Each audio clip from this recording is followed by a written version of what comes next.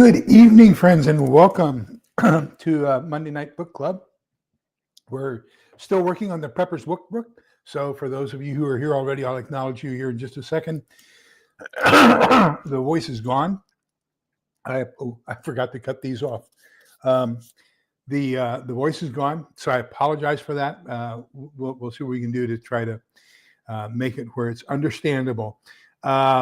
Gosh, great to see you all. And if you're watching the replay, welcome. I wish you would join us. We have some of the best people on the face of the earth in the comments, and they generally hold the conversation, regardless of what I'm saying. They have their own fantastic conversations and help each other out an awful lot. Let's see who all's here. Scott Hummer, welcome. Good evening. Good to see you. Creative Redundancy. Sue Me, I just chatting with her. Butch Graves. Kaylin Strain, for those of you who missed her MRE tasting last night, it was halal roast beef and vegetables, or beef roast and vegetables. But it was an exciting night. She had all kinds of bots on. She had two Russian bots, a Korean bot. I mean, it was truly international. She's getting quite the reputation internationally. And so we had all kinds of visitors on her channel last night. I meant to ask you, Kaylin, and go ahead and answer in the comments about the, gosh, I need to get a knife or something and cut that off, or scissors. But I meant to ask you last night about, is it process that determines something to be halal? There's a specific way that it's done, or is it the blessing, or is it both? So how does one make a meal halal? That's the question that I would ask. I know that with kosher, it's a combination of both. It has to be a certain procedure as well as the blessing of a rabbi. So I don't know how close the two are. I know that the symbology of both are very, very similar. Of course, the theology behind each is, although to me, an outsider, someone, I'm sure that they would argue that they are very, very different as an insider. But anyhow, let me see. I said Scott, Creative, Sue Me, Little Lone Prepper, good evening. Welcome. Good to see you. Suzanne Goulet, good evening. Good to see you as well. Utah Mike. And Creative Redundancy, I think I already said. Okay, there we go. Gosh, what an exciting! What do you think about the news today? The pardon of Hunter, and gosh, what a blanket pardon, huh? Everything he's done that may or may not be illegal since 2014 up to the present. Wow.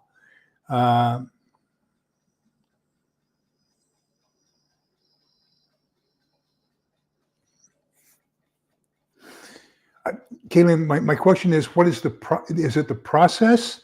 They have to, for example, bleed it and then package it separately. And does it have to be in a special kitchen? That's the process. Then the other part of it is, does it have to have a special blessing by an imam or whatever in order to make it halal? That's the question I'm asking. Hello, Theoxerus. Welcome. Good evening. Good to see you. So we've got this blanket immunity for anything and everything that his son has done illegal for the last 13 years because he believes that it was a persecution by the, I guess the radical right was forcing him to not file income tax, and the radical right was forcing him to illegally lie on a firearm purchase form. But anyhow, it's all the far right's fault. And that's what the president believes, and that's the reason why he gave him full blanket immunity, whether it's been previously charged or not. So everything he's done with Burisma and all the other kinds of stuff, and China and everything else, China as well as the Middle East is forgiven. So the meat cannot be processed in the same facility as pork, and the slaughtering of the animal does the blessing. Okay.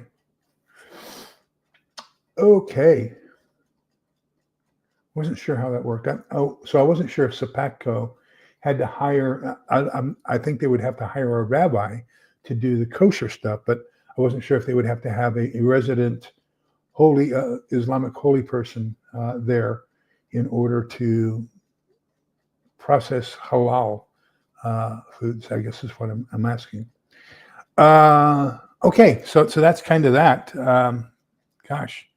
And then President-elect Trump, President-elect Trump, put out a message today to the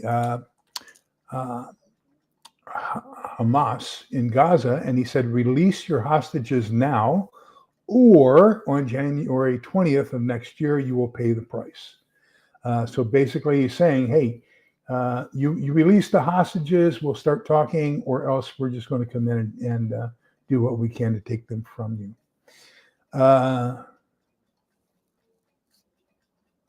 Oh, okay. So once it's certified, then you don't have to have any religious presence. That's good to know. Thank you. Wasn't sure how that worked. Yeah, I was wondering if I could get a blanket. What is it called? Pardon, all the way up until January 20th. That would be kind of nice, don't you think? KP Heathen, good evening. Welcome. Good to see you. We're going to try to do 2 chapters on this book tonight because I think they're so well related. But a lot of the things are kind of the same, but they are definitely different events. So we're going to talk about, number 1, tropical storms and hurricanes. And then number 2, we're going to continue on with the water theme. We're going to talk about tsunamis, floods, and storm surges. So, and you do have storm surges and floods with hurricanes. So that's why I kind of want to lump this together. Now tsunamis put in a totally different category as well. One of the guys that I worked with when I was at a remote intercept site on the east-west German border was an ex-Coast Guard guy, and he was on Attu Island in the Aleutian Islands. And I think this was the 64 earthquake, if I remember right. But they had a humongous earthquake in Alaska, and it was in the 60s. And he said that there were 3 successive waves that kind of hit the island. He said the first one he was standing on, and I believe, well, no, I don't want to say that because I would probably get it wrong. He was on one shore of the island where he had his shack, his radio shack.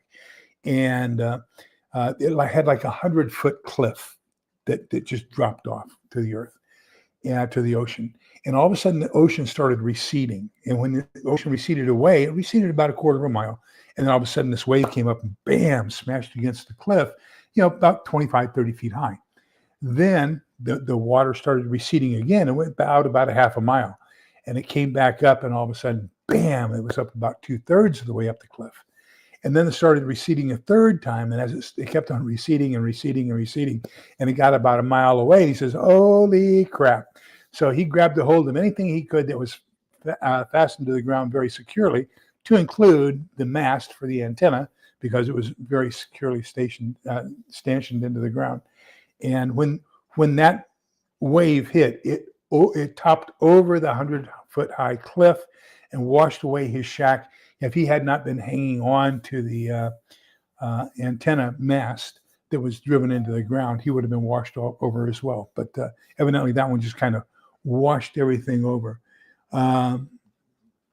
So isn't that the truth, Scott? Yep. If I'm not mistaken, a president can pardon a state. Governors can pardon state. Governors cannot pardon federal, but they can pardon state, whereas the president can pardon anything and everything. And the reason I'm going to say that is because Helen and I were talking. She said that when President Trump left office, he pardoned his son-in-law for something, and it was a state charge. And so I looked it up I looked up DuckDuckGo, and of all the different charges or all the different pardons that President Trump had issued during his presidency, there were a lot of state charges in there that he pardoned. So yes, the president can pardon both federal and state. However, a governor can only pardon state. So yeah, you're pretty much correct there. Okay, tropical storms and hurricanes. Gosh, he does a good job with these. Let me tell you, I love his checklist. I love his tips. He talks about During hurricanes, one of the major causes of fatalities are fallen trees. So make sure that you have your arbor area very well maintained. That's also another problem we have with ice storms, is that the dead limbs on trees freeze, snap, pop, and that's also one of the leading causes of power outage, is dead limbs falling onto the power poles or onto the lines. So there's a lot of things that happen there as far as trees can be a major impediment to your survival. As far as what we're worried about here. Hello, Holly Ivans. Good evening. Welcome to. Derechos, you can also add into them. Freezing rain is another one. We'll get into that here in a little bit. Right now, the Northeast is having some horrendous lake effect snow. So we get rain down here, freezing rain and ice storms, whereas up there they get a lot of snow. And I have heard 48 inches of snow. Sue Me sent me an article, and I believe it was for Toronto, or was it Toronto you sent me, Sue Me? I forget. Or was it Ontario? But it was lake effect snow. And I mean, they are having major problems as well. So, I mean, it's just feet and feet of snow and snow drifts as well. My daughter's got a lot of snow in New Jersey right now. And so, there's a lot of that happening. But we're going to focus this evening on hurricanes, floods, and tsunamis. Ontario, okay. So he has a checklist for building a hurricane-specific survival kit. I will tell you, we have learned here in Texas some of the value of, especially after Katrina and Wilma and Rita and a couple others, we have learned the value of taking our multi-lane interstates. So, for example, out of Corpus Christi, you have Interstate 37 that connects up to San Antonio, and then in San Antonio, you add into I-35. That's a major corridor heading north. And then out of Houston, Galveston, Houston area, you have Interstate 45 heading north. The two of them kind of join about Dallas area. However, what we notice is that when we were trying to evacuate during Katrina, Rita, and Wilma, that there was 4 lanes going north on I-35, and the other 4 lanes didn't have anything. So cars were running out of gas and everything else in the 4 northbound lanes. Now what they're doing is, for hurricane evacuations, they're opening up 7 of those 8 lanes that are northbound to be northbound, north of Toronto. Okay, thank you, Sumi. And so you've got 7 of the 8 lanes are going to be dedicated to northbound traffic to evacuate out of Houston, Galveston area. Likewise, Interstate 10 is basically an east-west road.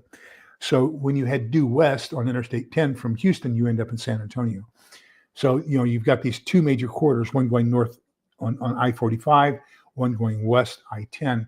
Now, if you have other areas down south, say down around Corpus Christi and areas, South Padre Island, places like that, that's going to be Interstate 37, merges with Interstate 35, and then you got the same thing going north.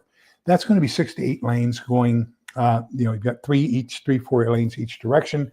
We've also got Toll Road 130 from San Antonio up to, I'm going to get, I think it just joins into I-35 just north of Georgetown.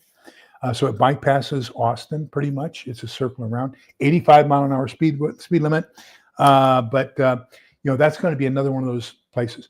Plan your escape routes. If you're in an area that is going to be affected by either a hurricane or a tsunami or a flood or a surge, storm surge, make sure you plan your escape routes. Make sure you have extra gasoline. One of the things, and Sumi and I were kind of chatting about this earlier, make sure you have an evacuation kit for your car, because she was showing me these pictures of these people stranded in their vehicles in feet of snow. So what are you going to do if you're caught in something like that? There are all kinds of people who are caught in the hurricanes here in Texas who ran out of gas on the side of the road, had nothing. No food, water, nothing. And of course, all of the gas stations and snack bars and everything else were selling out very quickly because of the number of people who were going through and using it. It also got to the point where they weren't taking credit cards. They only would take cash for gas. There were a couple of them, I will tell you, that were scalping like you would not believe for gas. And they got a little bit of free meals a day for a couple of years as a result of that. But you've got to beware of those things. Make your checklist. How are you going to evacuate? Where are you going? What do you need to take with you? What happens if you don't get there? Do you have some sort of a kit in your vehicle that you're taking with you so that you can endure for a couple of days until something does come along to help you? So hurricane survival checklist. These are things to recommend having in your vehicle: water, food, supplies. And he goes through a basic checklist of all the different supplies that he recommends that you have. Then likewise, some other things you might want to do if you're hunkering down: personal protection, communications, cell phone, etc., hygiene items, first aid items, and then miscellaneous items, to include an emergency contact list, so that if you can get a hold of people. 10 simple home projects to prepare your home for a hurricane season. And so, get ready to batten down the hatches, lock the doors, check your roofing, fasten the roof to the house, fortify your garage. Then there's 2 pages on things to do about fortifying your house and garage. And then checklist for securing your valuables and home before you evacuate, how to defend your home during the evacuation. So valuable items that you might want to consider evacuating with you: personal computers, irreplaceable electronics, photo albums. I would recommend, and I know I was talking with Sumi, and she just recently took advantage of the Black Friday sale and got a whole bunch of waterproof bags. Great idea if you're in a flood-prone area, if you are subject to hurricanes, if you're subject to tsunamis or anything like that. Making sure you have some good waterproof bags to put a lot of your precious items in, photographs, important documents, and everything else. That becomes very critical. I showed it here, maybe 6 months ago in one of my hauls, one of my Saturday prepper pantry hauls. We ordered a kit, and it's basically a file folder, but it basically has the titles of everything, like home title, our birth certificates, passports, my military records, my DD-214s, and all that kinds of stuff, promotion orders, titles to the vehicles. Everything's in one place, and then we can put that inside a waterproof bag. So that would become one of the things we want to evacuate with us under all circumstances. Precious photographs. Although nowadays almost everything is on one of these. So if you can get a couple of these thumb drives and transfer a lot of your electronic documentation onto a thumb drive and take that with you, that would be fantastic as well. If you have precious metals, take those with you. Cash, bonds, jewelry, family heirlooms, musical instruments, photography equipment, firearms, etc. We couldn't fit my firearms into one vehicle. I'm a collector, so I just love old stuff. And so that's pretty much it for that. Let me see if we catch up on. I saw some new people come in. Amanda Sue, welcome. Good evening. Doug, I saw come in. South Florida. Yep. Doug, good evening. Welcome. Happy to see you. Creative Redundancy. That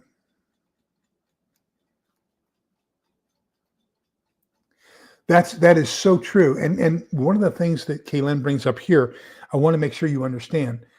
Test, if nothing else, you don't have to have a license to monitor, okay? But you can get a GMRS radio. And when you turn on your GMRS radio, most GMRS radios are going to have a button over here. It's going to be your National Oceanic and Atmospheric Administration weather report. And it will also give you warnings about outages of bridges and things like that. So make sure you get a good radio that's going to have the capability of telling you NOAA warnings, because you want to avoid any areas that might have a bridge that's out, or flooding or anything like that. And so that's great that Kaylin brought that up. That's a great reminder. Thank you. Yes, a shovel is a great tool to have. I would also say during winter, if you're going to be worried about snow, something like salt or cat litter as well. Tammy Harder, good evening. Haven't seen you in a while, my friend. Welcome. So good to see you again.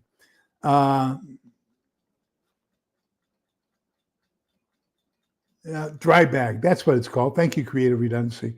I call them waterproof bags. Dry bags, that's the proper name for them. Mother Earth Garden Club, good evening.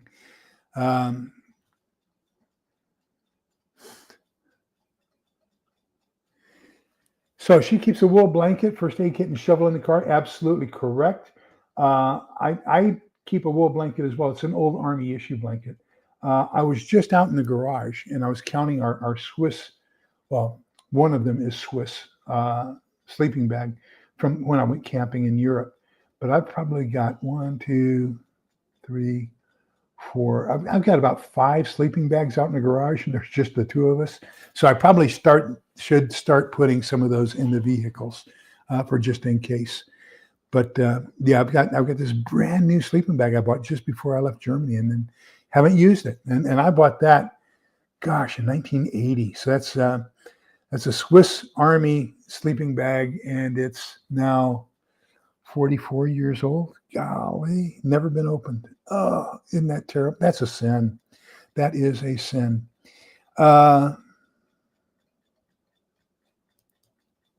They said the same thing in Asheville, North Carolina. They weren't that concerned about flooding up in the mountains, and sure proved them wrong. They had some flooding.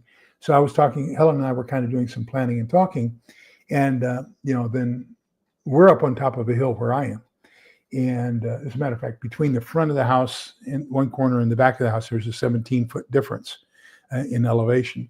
So some of the things that he talks about in here that you can do to prepare yourself for flooding and things like that, I think it's going to be in this next chapter. We'll talk about it. But checking to make sure that your gutters, or your rain gutters, are clean all the time. That'll help you as far as dissipating the water in the event of abnormal rain, so that you can get that water dispersed out. The other one is to get, there are special tubes, roll-out tubes that you can get for your rain gutters. So they just kind of clamp onto the bottom, the downspout, and then that will channel your water even further away from your home. So if you're worried about that water coming down and collecting, or not readily rolling off the side of the hill or something like that, then having some of those diversionary type tubes you can put onto your downspouts is going to be very, very critical in diverting that water away from your foundation. That'll be very important for you. Yes, absolutely right, Amanda Sue. Thank you, and welcome, by the way. Good to see you. So yeah, you can put some of your stuff in the dishwasher. Absolutely correct. In comparison, your washing machine, your laundry washing machine is not waterproof. Okay, neither is your dryer. I wouldn't put anything in there to keep either of them nice in there. But your dishwasher is. It does have a seal. Let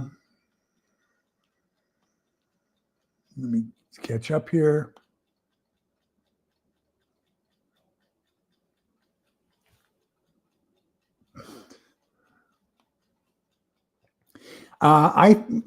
Personal opinion, you don't have to believe it, you don't have to accept it, you don't have to agree with it, nothing.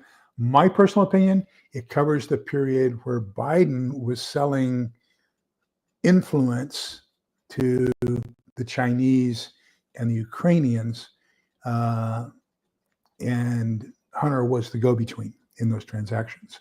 So by pardoning him now, Hunter won't have to testify. He can't be forced to testify in any proceedings against Joe. So Joe protected himself by pardoning Hunter. Personal opinion.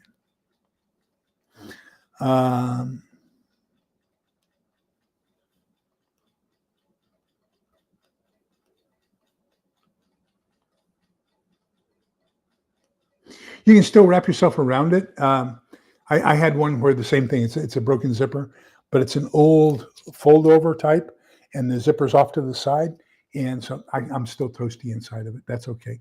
I personally, if you get a chance on Amazon, look for a Wooby, W-O-O-B-Y. I think it's called a poncho liner is the actual name of it. But you can get a military poncho liner. I will tell you that in 30-degree below zero weather in Germany, with a wool blanket and a poncho liner, I was nice and toasty. Here's another secret, and that it goes against what most people might think is common sense, but this is the actual truth. When you get into a sleeping bag, wear as little as possible inside the sleeping bag. What you want to do is you want to use the down or whatever substance is inside the sleeping bag. You're creating a heat barrier. So your body is warming up that air, that loose fill, downfill air, and everything around you in that sleeping bag, and it's maintaining your body temperature. Whereas if you go in with your clothes, you don't warm up that air between you and that downfill. What you're doing is you're retaining all that warmth between you and your clothing. So that means that it's going to constantly lower your body temperature as it goes along. So the more clothing you wear into a sleeping bag, the less protected you are. You're better off just going in your underwear if possible. That's going to be the best for you. That's what we did in the Army. I wish I'd had zipper boots at the time, because it seems like whenever we had to get out of our sleeping bags in a hurry, boots were always the most difficult thing to get on.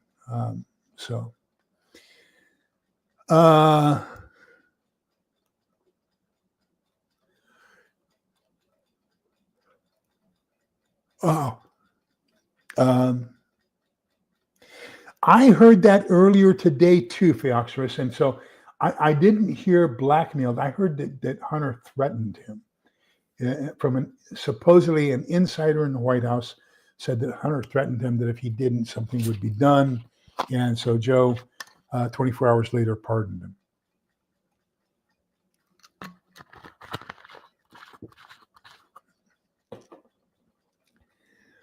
So that's second, third-hand information. It's rumor until we get some confirmation on it.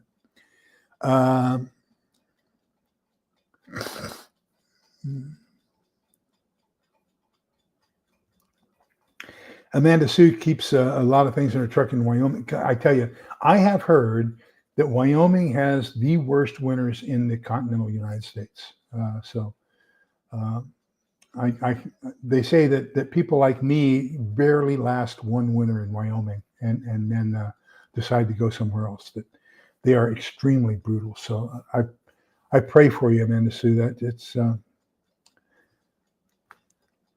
from what I've heard, those are not pleasant. I understand. I have heard, and you can tell me whether I'm full of poo-poo or not. I have heard that they have special electrical outlets at most places so that when you pull up, you can plug in your oil pan heater or oil or dipstick heater and into an electrical plug, so that you can keep the oil in your engine warm, so that your engine block doesn't crack. Is that correct? And am I hearing that? Is that? Am I making that up, or is that something that's somewhat factual?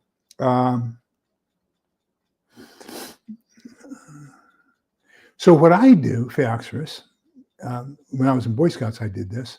And this is also one of those things, if I can get my computer here to...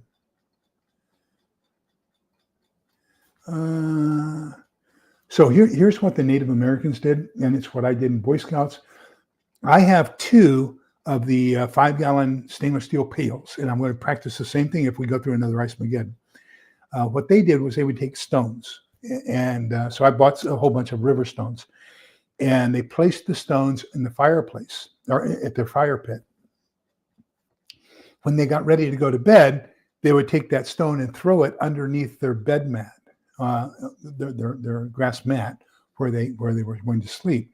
That would warm up the earth underneath where they were going to sleep, and then they would cover that with straw or with soil, and then place their bedding on top of that, and that would warm it up and make it a little bit better for them. You used to have, back in the Middle Ages, they had bed warmers. So basically, it was a large, flat cast iron thing, kind of like an iron, that they would warm up on the stove or in an oven or whatever. It had a long handle. And then they would roll that over, that well, not roll, but they would kind of like press the sheets or press the bedding with that to warm up all the bedding before they got into the bed. And so that was another thing that they did. So I like that idea. I like that principle.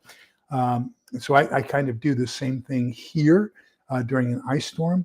Is I take the river rocks outside, put them in a charcoal pit.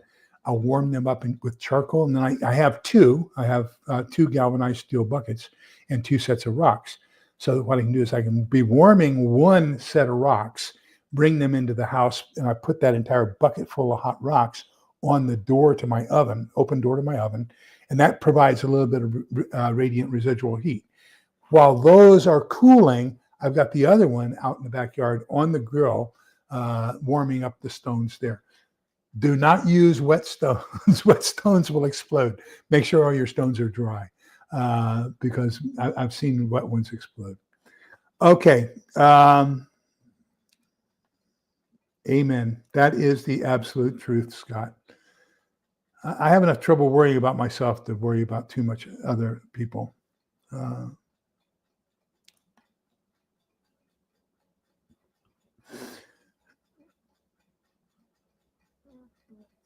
So if Oxford says that the winters in Wyoming are wonderful. I know about them in Alaska, but I've heard that they also have them in Wyoming. So Mother Earth Garden Plug says, yes, plugins for engine blocks is a real thing. Oxford says, yes, many places have outlets for engine block heaters. Diesel trucks do not like. I did not know that.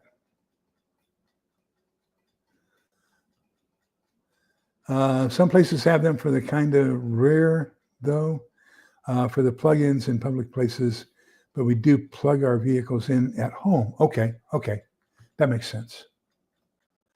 I guess most public places, you aren't really going to be there that long. Maybe a restaurant a couple hours or whatever, a bar for a couple hours.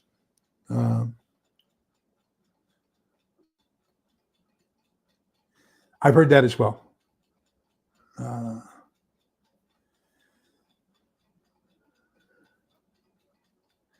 I constantly pray for that, and I also pray that I not be judgmental, to help me, give me the discernment to understand what's going on, because I know everything has a purpose.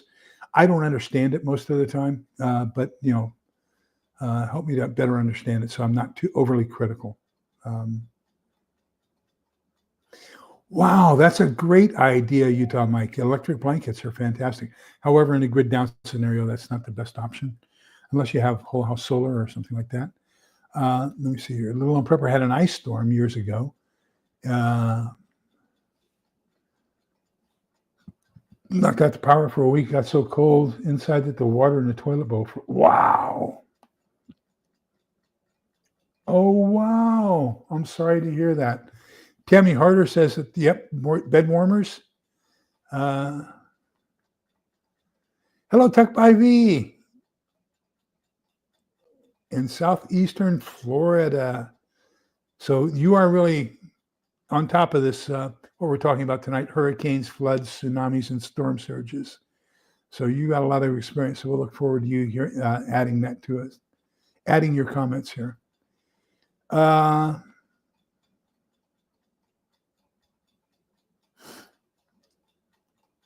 And I bought a diesel engine when I went to Germany in 1984 because I was told diesel runs better in lower temperatures than does gas. But I found out that's not necessarily true. Okay, chapter 7, floods, tsunamis, and storm surges, the dangers of rising water. So he advises against, moving in any kind of moving water. Be very, very cautious. It only takes about 6 inches of water to really have enough current to knock you off your feet, and depending upon the speed. It can be as little as 3, but 6 inches for sure can definitely knock you off your feet. So, what may look like it's not very deep, make sure you pay attention to that. Also, here in Texas at least, most of the arroyos have flood gauges in them. So you can see how deep it is compared to normal. Also along the sides, the banks of the rivers, and on low water crossings, we have a lot of areas where you have floodwater indicators. Brushy Creek, just right over the hill here, we had a storm in the late 90s, and it went all the way up into the backyards of the people whose houses were like 12 feet above flood stage, and they had debris in their backyards because it flooded so high. A friend of mine, her home, and our vet and a friend both live next door to each other, and they're in an area where they were right off another creek, a dry creek, and they both got flooded out and had to have flood insurance claims. So, it's crazy, but watch where you're going. Do not proceed into areas that have more than 3 to 6 inches of water.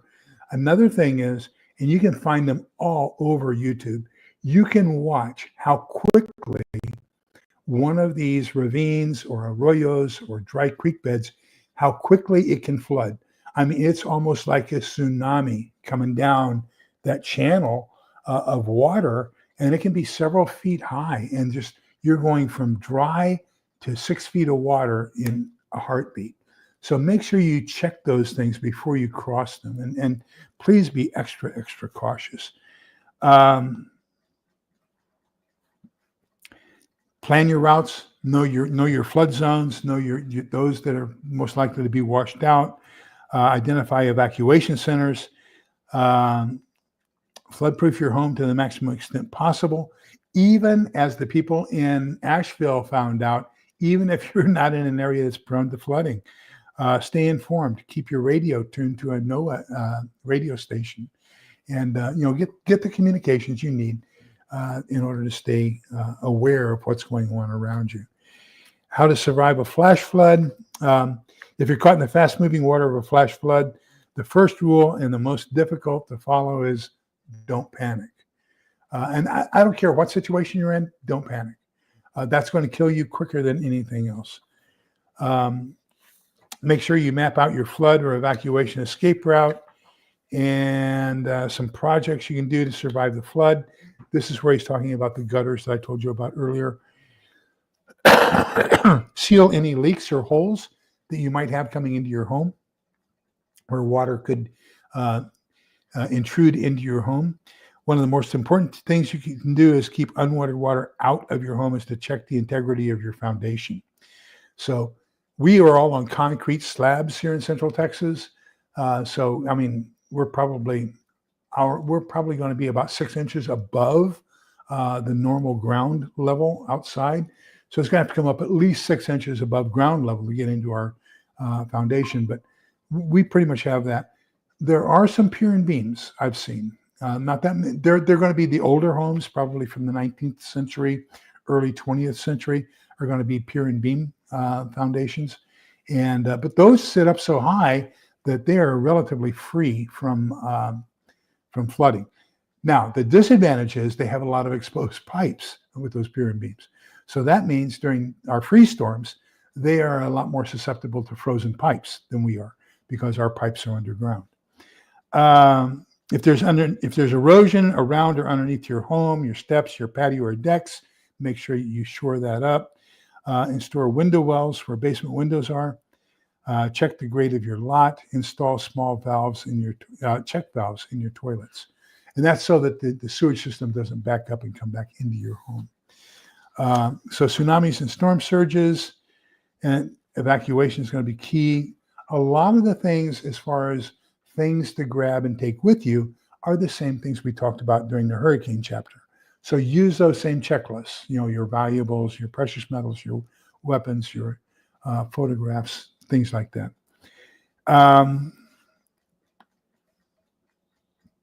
So know the telltale signs of tsunami. Drawback. As a tsunami gathers water and strength, it draws back water from the coast. This is what I was telling you about my friend who was on Attu Island in Alaska, giving the appearance that the ocean is receding. Do not go down to the beach to admire this phenomenon. This is a warning and should alert you that evacuating is the best course of action as soon as possible. Another thing to do, he recommends here, is watch the animals, the wildlife. Hours before the Indian Ocean tsunami of 2004, large number of animals were seen heading for higher ground. So add that to your possible cue list to mimic whatever the wildlife is doing. If necessary, be prepared to bug out by foot. If you're caught in the water, do not try to swim out of it. Just kind of let it flow. Just your main concern is to stay afloat and end up wherever you end up, because it's going to push you in, and that momentum will take you onto dry land, and then it'll recede. But your job is to stay afloat. That's your number one concern, staying afloat.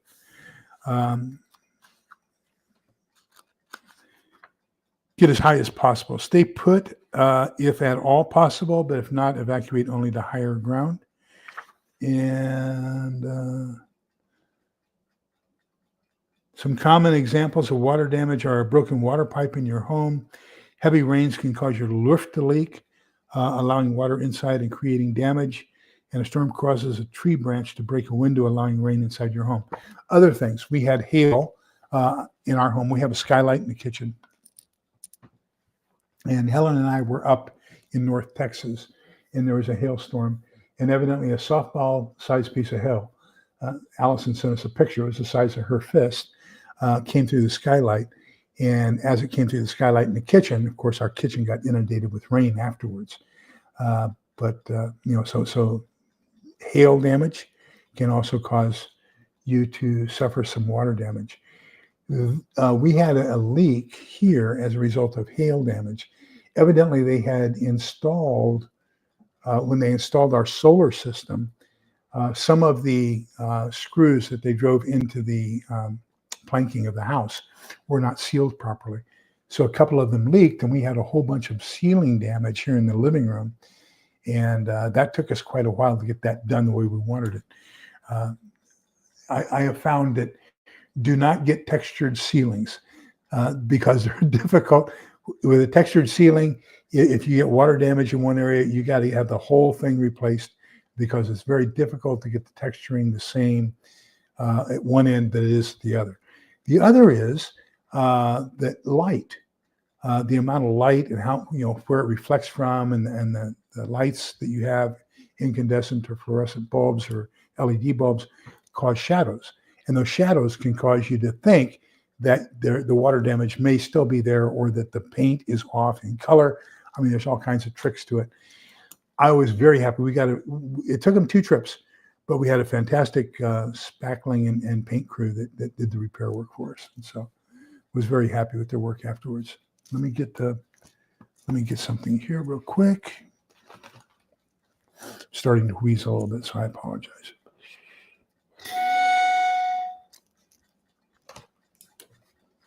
Let me catch up with chat. Let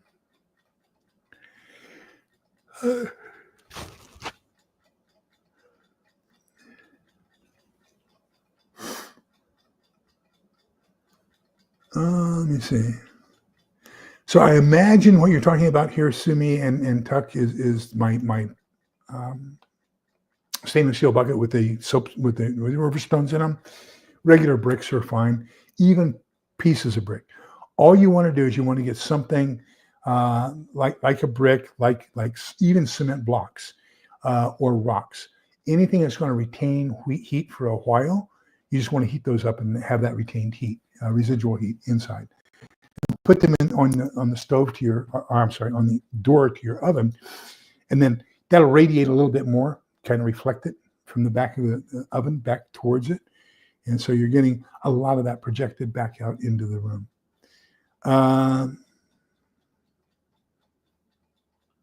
Amen. Way to go. So I think I've shown you this. It's supposed to be right there. Where is it? Yo, radio, where'd you go? Oh, here it is, behind me. So this is my little bitty one. This is an 8-band, so I can listen to all kinds of things on here. I just bought a loop antenna for it as well, so that I can do a little bit better. And an $8 radio with a $100 antenna will do you far, far better than an $800 radio. In signals, radio electronic theory, all that kinds of stuff, spend 80% of your money on the antenna, 20% on the radio. And you will be far, far happier by doing it that way.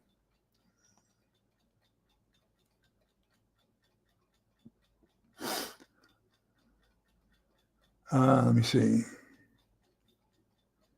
Yes, absolutely correct. And that's why he talks in there about the backflow preventers. So yes, absolutely correct. Type IV has many roads, canals, ponds. During any kind of flooding, they can be hidden, and you can go from 6 feet of water to 6 inches of water to 8 feet in canals. When I was growing up, I was just chatting with a lady on Facebook, and it turns out she's in the next city up, but we're both from El Paso. And somebody showed a picture of a snowstorm in El Paso. Well, that's probably, I think it snowed my first 18 years of life. Maybe I remember it snowing 4 times. So seeing snow in El Paso is a very, very rare event. And I said, even more common than that was on Diana Drive in Northeast El Paso, right across from the church, Blessed Sacrament. You had a drainage ditch because we get rain twice a year, July 4th and Labor Day. And it will come off the Mount Franklin like you would not believe and flood the city. And so you have all these drainage ditches to divert the water away from residential areas. One of those drainage ditches is in the center of Diana Drive. So if you do a Google Maps and go to the corner of Diana and Hondo Pass in El Paso, you'll see that drainage ditch. And I remember seeing cars floating in that drainage ditch during a rainstorm. She remembers swimming in that drainage ditch. And so we were chatting about that. And it turns out, we're both from El Paso. She graduated from Irvin High School, Northeast El Paso, in 1960. And then I graduated from Burgess in East El Paso in 1970. And so a lot of similarities. We got to hook up and have a cup of coffee because two El Pasoans here in Central Texas, with some good memories. We went to the same church. Unbelievable. Well,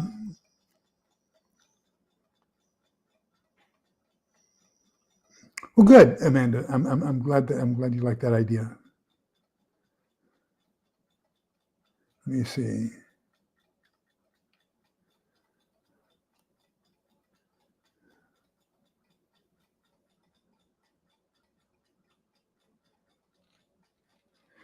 Yes, they do have some.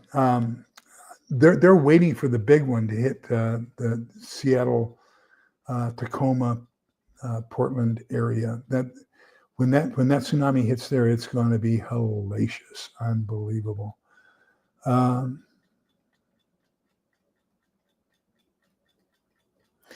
Yes, you're absolutely correct. So something like a coffee can or a number 2.5 can might even be better. Which is also called a pantry can. Some people call it a pantry can. It's in between the regular, canned food size and the number 10. So it's about halfway in between. But they are fantastic, and you can create a kind of like a little stove with those. Another thing you might want to do and get yourself the Sterno stove, and it basically is just a small stove, and then you put these canisters inside of it, Sterno canisters, and that becomes a stove, okay? Do not get the Sterno canisters, okay? Because the Sterno canisters produce carbon monoxide. They're designed to be used outdoors. There is another one you can get. either online through Amazon, or you can get it at Sam's Club. That's where I get mine. And you'll see them quite often. I'll pick up a case of these and have them in my prep or pantry hauls. I get them from Sam's Club, and it's called Duraflame or Safe Heat. And these are designed strictly for indoor use. So they don't get to the same temperature as the sternos. They're going to be a lot cooler.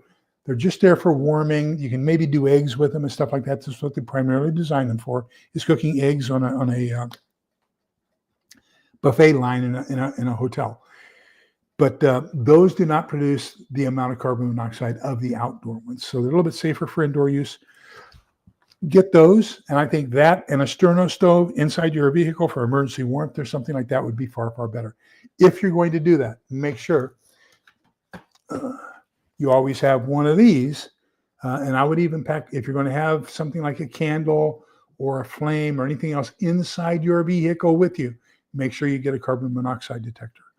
And whenever you have an open flame, have a carbon monoxide detector close by. Now, here's the secret. Smoke is lighter than air, so it goes up. Okay, so you want to have your smoke detectors up high. Carbon monoxide is slightly heavier than air that we breathe, so it goes down. So if you have your carbon monoxide, here I have it right at basically this level right here. Okay, so it's going to be about waist level when I'm standing up. So if I have my carbon monoxide detector at waist level, I know that area down below my waist is contaminated. If my smoke detector is going off and my carbon monoxide detector is going off, chances are I have a little bit of a safe zone in between the two, about where my head would normally be if I don't crouch over. So that's the area where you want to breathe and get out of the area as soon as possible. Whenever you have a flame, have both. Smoke detector, carbon monoxide detector.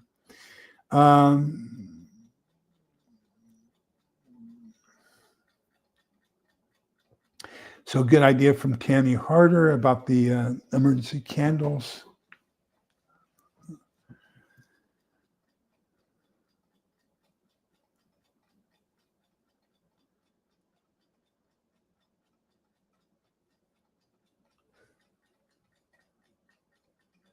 The most important prevention is to use common sense. Absolutely true, Mother Earth Garden Club.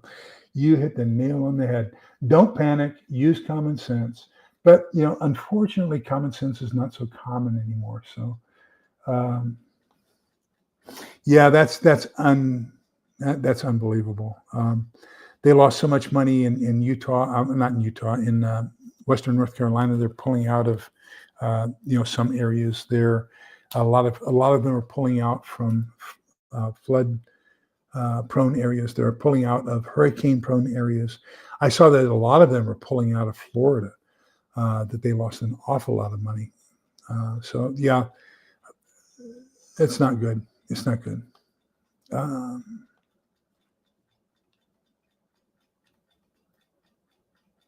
Okay, well, welcome back, Kaylin. We're happy to have you back. So I'm being very, very cautious with my mouse here. So we see what we can do here. Because we pretty much finished what the books had. Hello, Shenanigans. Welcome. Just happy you made it. We're very, very happy you made it. Thank you for being here.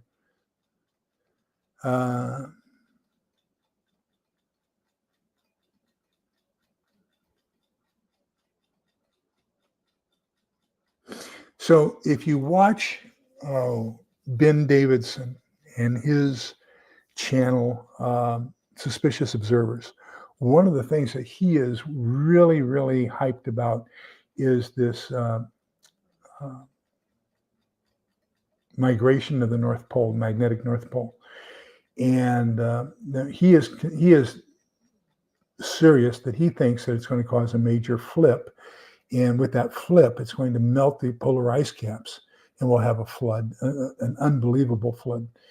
And so that everything's going to change. He says that there is evidence that what we now consider as desert areas at one time were flourishing subtropics, and then some of the areas that are subtropical were at one time polar caps, and so everything kind of shifts with the geomagnetic North Pole. And so he does an awful lot about that. So yes.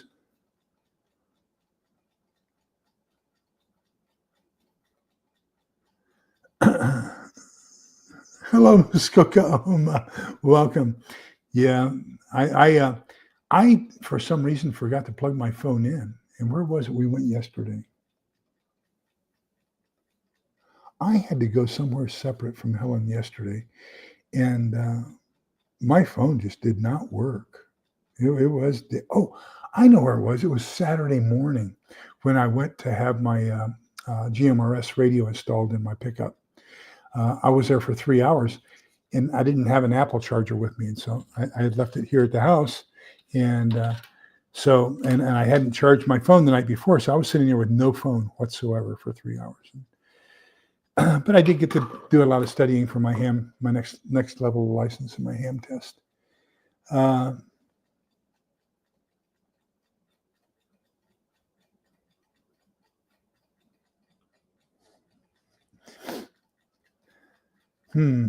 The other one that you might want to consider is methane detector as well.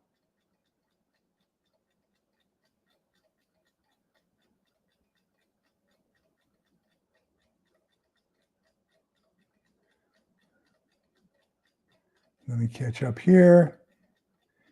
Yeah, Ben, suspicious observers. Just he is phenomenal. Yeah, and the reason both are is because they're polar opposites, right?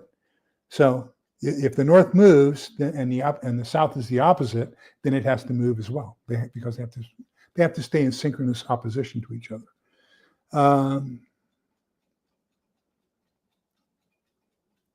That's what he says. That's what Ben says. He says that there is proof of that. So, and there's reason to believe that. And we have up in Waco, we have a fantastic prehistoric find of some saber-toothed tigers, some what were the elephants called? Woolly mammoths. There are some sea turtles that are embedded in a river just right off the Brazos River. So that tells us that at some point in time, the area up around Waco was a lush jungle type of an environment, and possibly even could support a marine life because of the sea turtles that they found up in that area. So, I mean, yeah, the Earth has not been constant. It has had constant change over time, and so I mean, that's the way it is. Okay, so let me kind of finish up here this evening with just a real quickie. I put out a 20-minute video over the weekend. I just want to make sure that people aren't being overly scared by people doing weird things with things they don't know anything about. And I don't want to say that in a caustic way.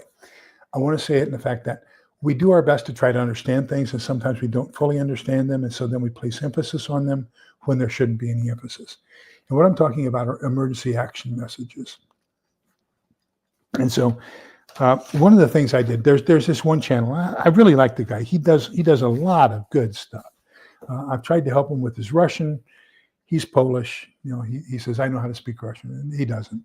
I've tried to help him with a couple things, explain things to him, but as his channel gets bigger and bigger, he gets more and more arrogant and doesn't like to be corrected. So he keeps his channel open with emergency action messages all the time, and scares people with the fact that how many emergency action messages have there been today? 47, 67, 87. So I monitored his channel and did it for quite some time, and so I took notes. I'm a voice intercept operator, so what do you expect? So I'm going to take notes. I'm going to copy the groups. I've got everything, who the call sign is. This is called traffic analysis, by the way. It's what I did as a warrant officer. Looking at externals of traffic to find out what we can find. So call signs, time, frequency, and any indicators. And so I took these down. And so what I found was, even though he was reporting that there were 45 emergency action messages, there were only 3. The rest of them were all resends. And he says, no, there are no resends. I copied it. I've got the groups. I can give you the exact groups of what was sent, a 30, 60, and 87 character message. And I kind of suspected something because they give the first group of 6 characters 3 times, and then they pass it a 4th time as the alpha 1, which means the very first character of that 30 character message, or the 60 character message, or the 87 character message. Notice all 3 of those are divisible by 3. So I had a feeling, I had a suspicion that they were all 3 character groups, but they were just transmitted in 6 character groups. And then one of the women on Rare Coin said that she had 10 groups that she was going to pass, and it was 30 characters. So that told me, yes, it is 3 character groups transmitted to 3 character groups simultaneously. But my suspicion is that the first trigraph, the first 3 characters are basically page, row, column of the code book that they're using. Then the next 3 characters are the check group. So what would happen is, if I had a code book and I opened it up and I showed page, row, column, then that would give me a specific starting point. Let's say that that's alpha, alpha, alpha, okay? So I would pass that alpha, alpha, alpha as a check group inside my message. So I'd say, okay, page alpha, row alpha, column alpha, and the text group itself is alpha, alpha, alpha. So it'd be alpha, alpha, alpha, alpha, alpha, alpha, right? Then I would begin using the ciphertext with group alpha, alpha, bravo, okay? So that first one would just be a check group. So that's my suspicion of what's going on here. But anyhow, we only had 3 distinct A1 groups out of these 67 messages that were passed that day. And all of the ones that had the same alpha 1 groups had the same number of characters. So I would say, when people don't know what they're doing and they make assumptions that volume is important, it's not. We don't know whether it means, hey, Sam, go down and buy a pizza, or move DEF CON from category 3 to category 4, or go night-night because everything's going to be okay for the night. We don't know what they mean. So just a pure quantity of them doesn't mean anything, even more so because we don't know what they mean. So, I mean, it's fun to copy, but I wouldn't lose any sleep over it. I wouldn't get my blood pressure up over it, okay? So please don't fall into that, to where if it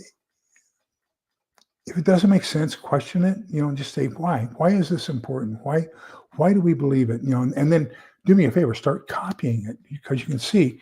And even over 2 days, we've got, on this day, we had, let me see, where is it? Yeah. So here on this day, we had Alpha Romeo Hotel X-Ray Foxtrot Alpha, and then same thing here. Alpha Romeo, no, that's ARX F. Where was it? Oh, here we go. It's Alpha Romeo Quebec Yankee Uniform Hotel, and then that one's repeated here on the next day. So this message was passed several times over 2 days. It's the exact same message. So I don't think it means that much. So just please don't get in a quandary over nothing. Okay. So let me get up here.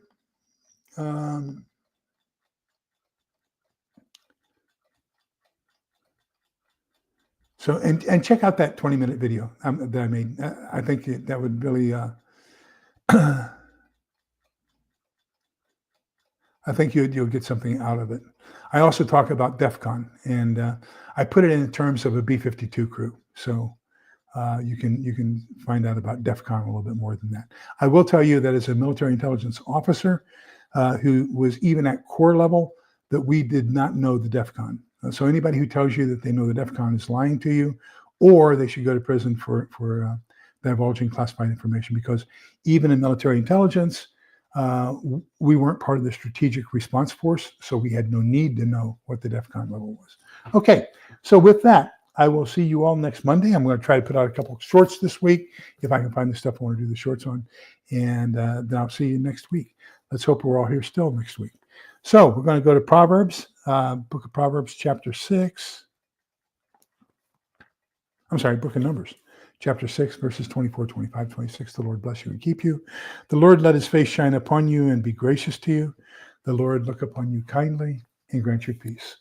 So,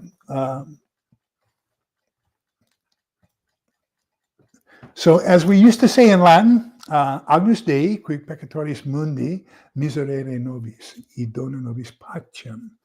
So, Lamb of God, who takes away the sins of the world, grant us peace. Dona nobis pacem. So, thank you, everybody, for being here. Remember that we're all in this together, so we can come out the other side together. Please continue. And I love you all so much because you are so fantastic at it. Thank you for being a great little family. Thank you for sharing things. Thank you for helping each other. Thank you for being kind, polite, and respectful to each other, because that's what it's intended to be. We are intended to be all of the same family, loving each other and wishing the best for each other and helping each other to make it through this, because in the end, togetherness is what's going to help us survive. Take care, everybody. See you next Monday. Have a great week. Bye-bye.